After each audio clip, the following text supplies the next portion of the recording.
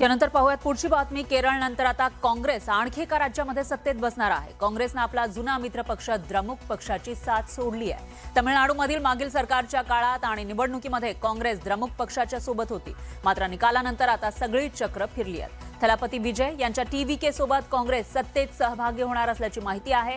गेल्या अनेक वर्षांपासून असलेली काँग्रेस आणि डीएमकेची युती अधिकृतपणे संपुष्टात आली आहे। या मोठ्या राजकीय घडामोडीनंतर सुपरस्टार विजय यांच्या टीव्हीके पक्षासाठी सत्तेचा मार्ग मोकळा झालाय। काँग्रेसने विजय यांना सरकार स्थापनेसाठी पाठिंबा जाहीर केलाय। टीव्हीकेचे अध्यक्ष विजय यांनी काँग्रेसकडे औपचारिकपणे पाठिंबा मागितला होता। त्यानंतर तामिळनाडू प्रदेश काँग्रेस कमिटी आणि काँग्रेस विधिमंडळ दलानं राज्याच्या हितासाठी विजय यांच्या सरकारला पाठिंबा देण्याचा निर्णय जाहीर केला।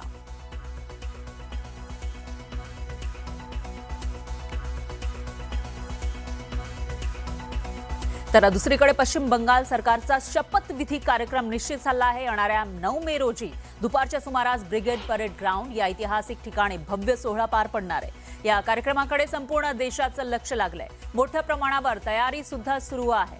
पश्चिम बंगालचा मुख्यमंत्री कोण बनणार याकडे सर्वांचं लक्ष लागून राहिलंय। मुख्यमंत्री पदासाठी शुभेंदू अधिकारी, शौमिक भट्टाचार्य, दिलीप घोष यांची नावं चर्चेत आहेत। मात्र स्वपन दासगुप्ता, अग्निमित्रा पॉल आणि कालियागंजचे स्वामी ज्योतिर्मयानंद, निखिल बॅनर्जी यांची नावं सुद्धा आघाडीवर आहेत। केंद्रीय गृहमंत्री अमित शहा यांची त्या राज्यातील केंद्रीय निरीक्षक म्हणून नियुक्ती करण्यात आली आहे। बंगालमध्ये शहा यांच्या जोडीला ओडिशाचे मुख्यमंत्री मोहन चरण मांझी हे सहनिरीक्षक असतील।